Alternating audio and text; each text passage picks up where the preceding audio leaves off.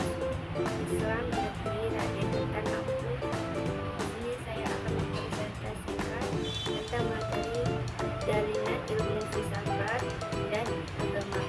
Di sini ada 3 latar belakang dari materi tersebut. Yang pertama, ilmu filsafat dan agama adalah 3 pendekatan yang penting dalam memahami realitas.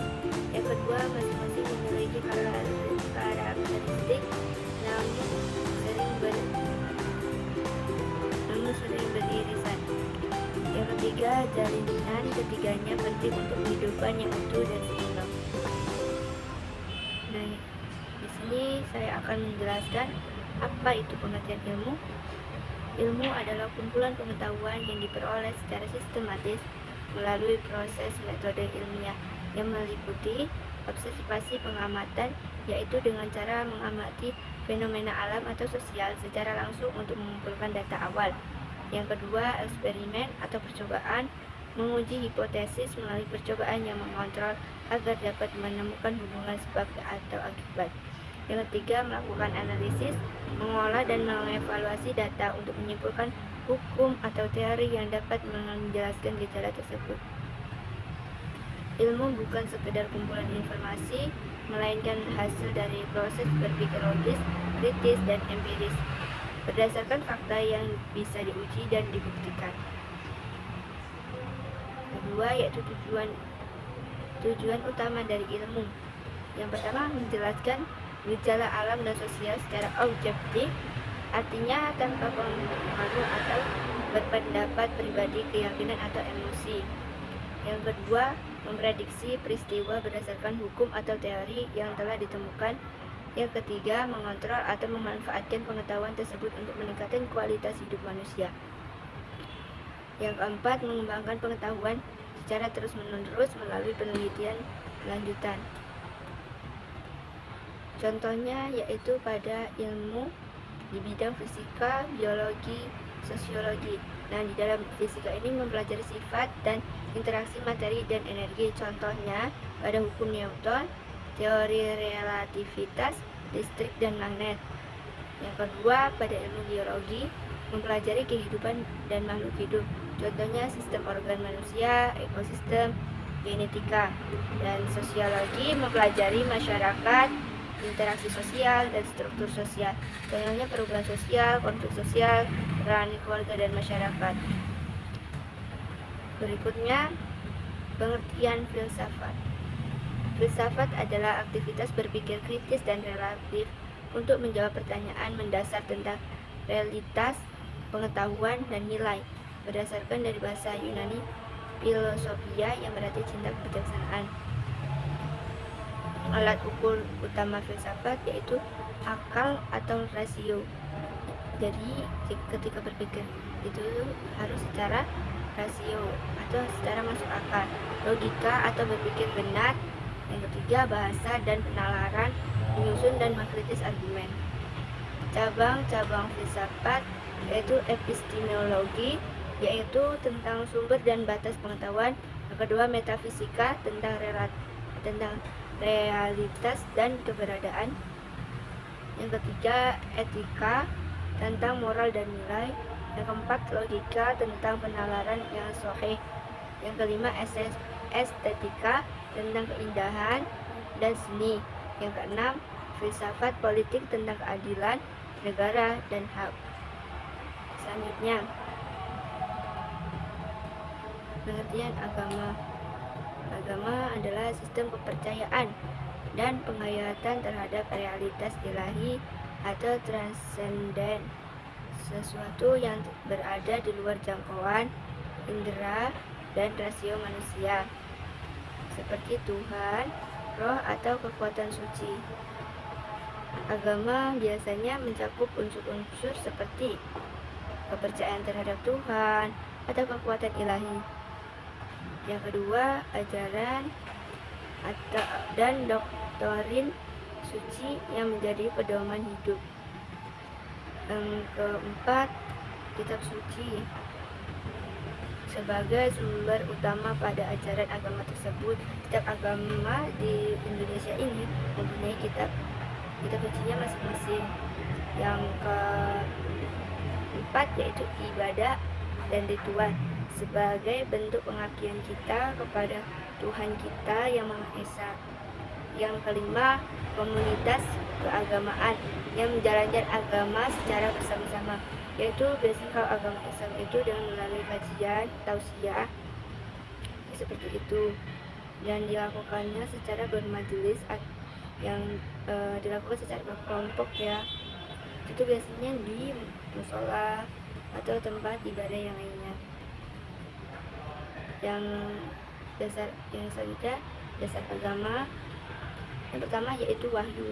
Wahyu itu informasi atau pesan dari Tuhan yang diturunkan kepada manusia melalui nabi atau utusannya.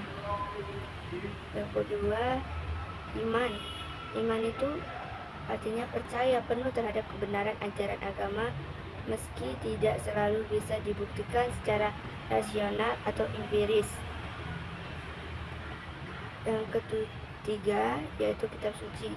Kitab suci ini merupakan teks yang diyakinkan sebagai firman Tuhan seperti Al-Quran, Alkitab, Weda, Tripitaka, dan lain sebagainya. Yang keempat, praktik ibadah. Tindakan nyata seperti sholat, puasa, doa, atau meditasi yang bertujuan mendekatkan diri kepada Tuhan Sang Pencipta alam. Fungsi utama agama yaitu yang pertama, memberikan makna hidup, menjawab pertanyaan eksistensi seperti dari mana manusia itu berasal, untuk apa hidup ini. Yang kedua yaitu sumber moralitas, memberikan pedoman tentang benar dan salah, baik dan buruk. Yang ketiga, tujuan akhir atau eskalasi spiritual yang menunjukkan arah hidup menuju keselamatan, surga, pencerahan, atau kebebasan jiwa. Yang keempat, peningkatan sosial dan budaya, membentuk identitas kolektif, solidaritas, dan norma sosial dalam masyarakat. Agama berbeda dari filsafat dan ilmu karena berbasis pada iman dan wahyu, bukan semata-mata rasio atau observasi. Namun, ketiga bisa saling melengkapi dalam memahami hidup secara utuh. Selanjutnya, peran filsafat terhadap ilmu dan agama.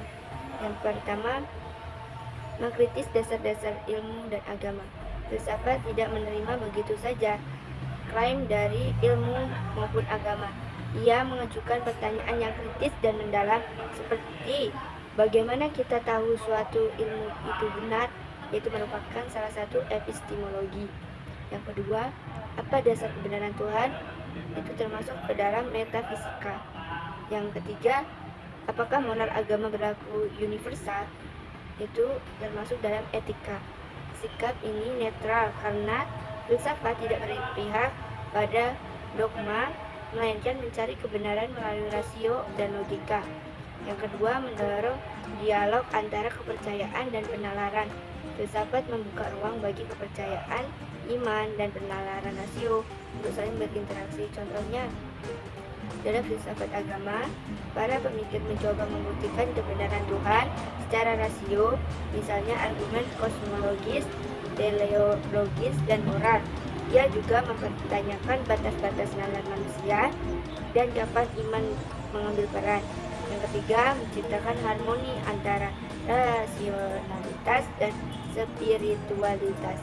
Filsafat membantu manusia menemukan keseimbangan antara berpikir logis atau rasionalitas dan menjalani kehidupan yang bermakna spiritual. Misalnya, dalam tradisi filsafat timur seperti Taoisme atau filsafat India, kesadaran spiritual dan kebijakan rasional sering dipadukan. Dalam filsafat barat, tokoh seperti Thomas Aquinas mencoba menyatukan iman Kristen dengan logika Aristoteles. Jadi filsafat berperan sebagai jembatan antara ilmu dan agama. Ia menguji dasar pemikiran penghubungan iman dengan logika dan menawarkan wawasan yang lebih dalam tentang kebenaran, makna, dan kehidupan, bukan menentang keduanya, melainkan memperkaya keduanya.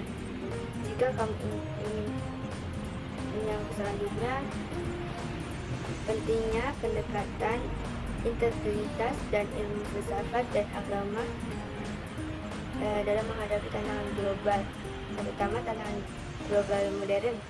Dunia saat ini menghadapi berbagai masalah kompleks yang tidak bisa diselesaikan hanya dengan satu pendekatan, seperti etika teknologi, kemajuan AI, bioteknologi, dan rekayasa genetika menimbulkan dilema moral. Ilmu tahu bagaimana membuatnya, tapi filsafat dan agama menimbangkan apakah itu benar atau baik. Konflik agama dan toleransi, fanatisme, dan kesalahpahaman antara agama masih terjadi. Diperlukan pemikiran kritis dan dialog antariman agar berbeda tidak memicu kekerasan kritis dan moral spiritual. Memajukan materi tidak selalu diiringi dengan kesejahteraan batin, hanya karena banyak masyarakat yang mengalami kehambaan nilai yang perlu diisi oleh agama dan kebijakan filsafat. Pentingnya pendekatan integratif menggabungkan ilmu, filsafat, dan agama. Ketiganya tidak harus bertentangan, justru saling melengkapi. Ilmu memberi kemampuan, filsafat memberi kebijaksanaan, agama memberi pedoman. Ketiga, peran pendidik dan pemikiran kritis. Pendidikan yang ideal bukan hanya mentransfer pengetahuan, tapi juga membentuk manusia seutuhnya, yaitu cerdas secara intelektual, bijak dalam berpikir, beriman dan bermoral. Pemikiran kritis membantu seseorang tidak hanya tahu, tapi juga memahami dan mempertimbangkan nilai, dampak, dan tujuan dari setiap tindakan. Dengan menggabungkan ilmu, filsafat, dan agama, kita tidak hanya menciptakan manusia yang pintar, tapi juga bijak dan bermartabat. Oke, mungkin itu saja yang bisa saya sampaikan. Apabila banyak kekurangan, saya minta maaf, dan kepada Allah saya mohon ampun. Saya akhiri wabillahi taufiq wal hidayah. Assalamualaikum warahmatullahi wabarakatuh.